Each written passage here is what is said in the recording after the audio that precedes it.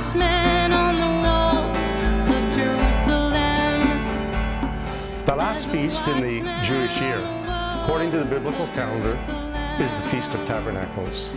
It begins on the 28th of September, which is actually the Jewish month of Tishri. And it occurs 15 days after Rosh Hashanah, the blowing of the trumpets, the Feast of Trumpets, and 5 days after Yom Kippur, the Day of Atonement.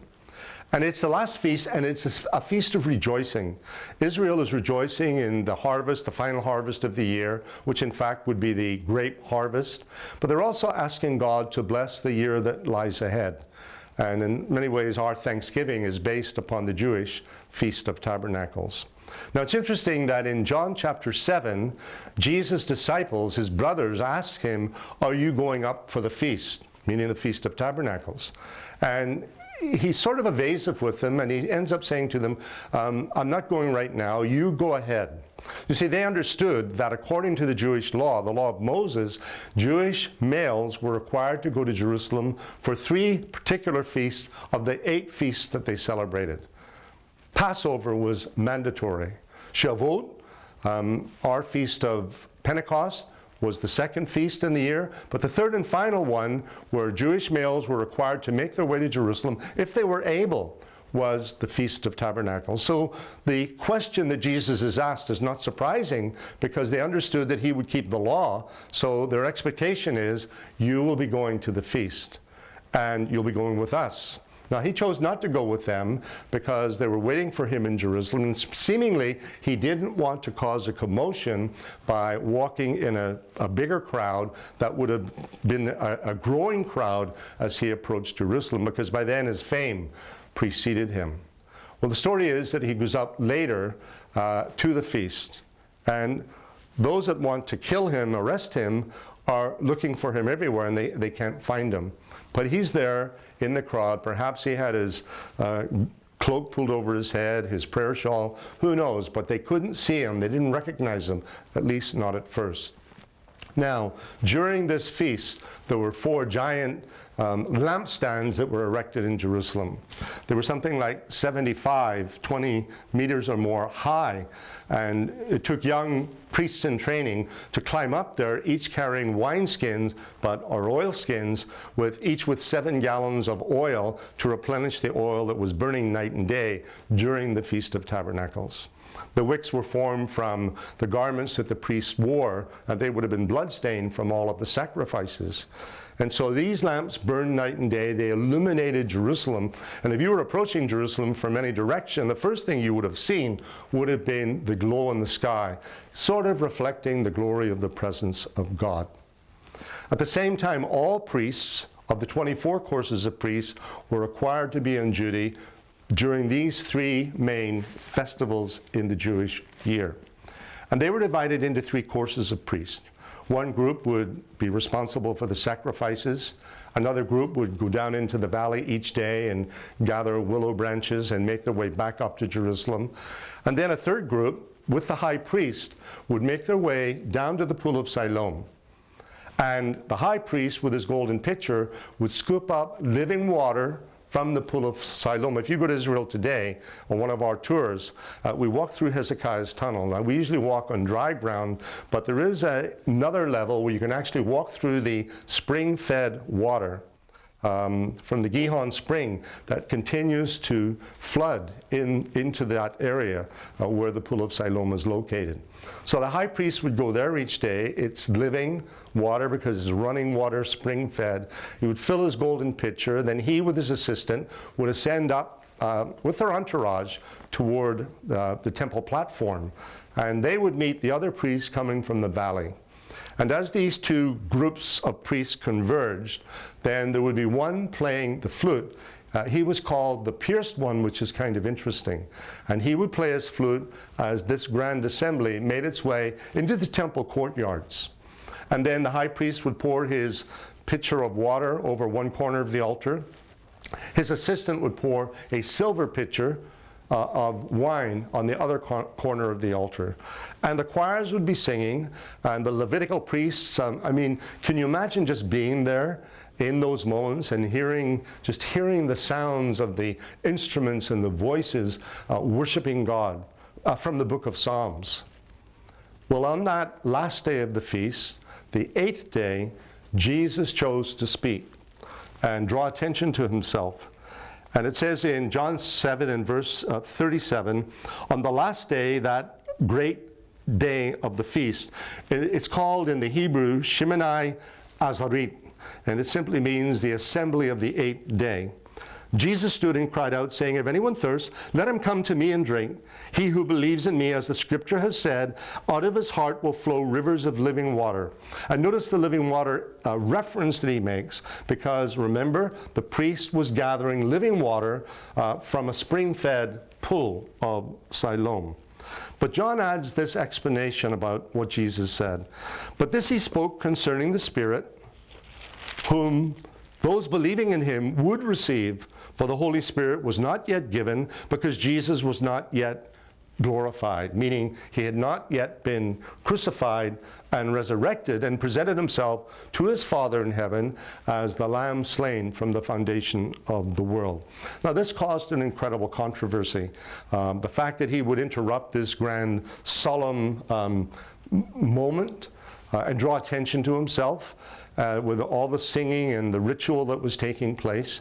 And so there were some who wanted to arrest him, but others said, we better not do that now. He's too popular with the people. And so they left him alone. And it says at the end of chapter 7, and everyone went to his own house, but Jesus went to the Mount of Olives. Now, it doesn't tell us where he went on the Mount of Olives. He may have gone to the Garden of Gethsemane. He could have spent the night there praying. He could have sat on the ridge overlooking the holy city and waiting for the sun to come up the next morning. He might just as easily have gone to the home of Mary and Martha and their brother Lazarus. And Lazarus, of course, he had raised from the dead only days earlier. But in any case, he was on the Mount of Olives during that night.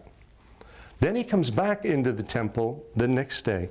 In fact, we read in chapter 8 and verse 1.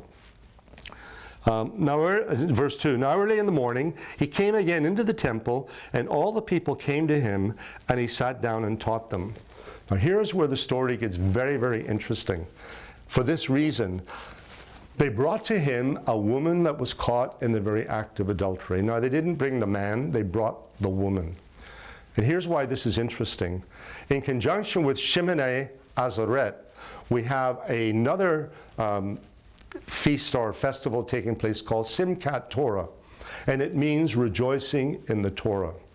Now, it may have been the same day, the 8th day, as Shemini Azaret. It could have been the 9th day, and I've read different commentaries on this, and so we're just not sure, but here's the point. They brought the woman to Jesus either on the day they were celebrating the Torah, on the day immediately after the day they were celebrating the Torah. But there is a connection here that we would miss because we don't have the Jewish mindset and we don't necessarily understand what's really going on in this. But I believe they brought that woman to Jesus as a reflection of what the Torah says about people caught in the act of adultery. And they were ready to stone her, and you and I know how that story unfolded. Now remember the 4 tall lampstands that were burning night and day while the feast was going on? When Jesus has his discussion with the woman, he says to her, where are those who condemned you? Does no one condemn you? And she said, no one, sir. And he says to her, with compassion, neither do I condemn you, but you go and sin no more. And then he says, immediately afterward, watch this, so important. He says, then Jesus spoke to them, those people that were gathered around him ready to stone that woman. He says to them, I am the light of the world. He who follows me shall not walk in darkness, but have the light of life. He said that just at the end of the Feast of Tabernacles. He said it with the backdrop of those 4 tall, giant lampstands that had burned night and day for 8 days. In fact, possibly were still burning. At least the embers were burning off. And he chooses to say, right then and there, think of the light illuminating Jerusalem. He seems to be drawing a parallel to that light with his own life and saying, I am the light of the world. He who follows me, walks with me, shall not walk in darkness. All of that happened during, or just after, immediately after, the Feast of Tabernacles. Insights that we have. But here's something else. I don't know if you realize this, but if you believe in God, if you're a follower of Jesus of Nazareth, you and I are going to be celebrating the Feast of Tabernacles in Jerusalem in the 1,000-year reign of Christ. I won't take time to read it. You can go to Zechariah chapter 14. The early verses in the chapter talk about the coming of the Messiah. In fact, to the Mount of Olives, the mountain splits in two. It moves to the north and the south. And I believe it creates a valley up to the eastern Golden Gate, which today is shut, but would be miraculously opened if an earthquake occurs in that particular moment.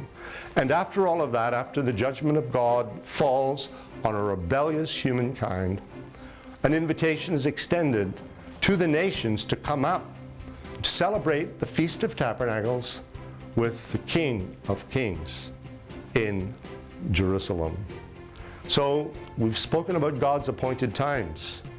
You and I have an appointed time, a destiny to worship the King in the holy city, and to do it year after year during the final feast, the Feast of Tabernacles. It's the only one mentioned in that context, giving the Feast of Tabernacles that much more importance and significance.